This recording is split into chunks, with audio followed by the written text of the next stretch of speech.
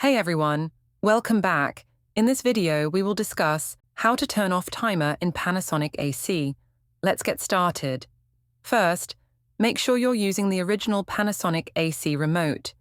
On most Panasonic remotes, you'll see buttons labeled Timer On and Timer Off. These control the automatic start and stop functions. Press the Cancel button if your remote has one. If there's no Cancel button, press the Timer On or Timer Off button until the display shows 000 or the timer icon disappears. Look at the remote screen or AC display. If the timer symbol is no longer showing, that means the timer is successfully turned off. And that's it. You've now turned off the timer function on your Panasonic AC. If you found this video helpful, don't forget to like, subscribe, and hit the bell icon to my channel for more practical tips. Thanks for watching.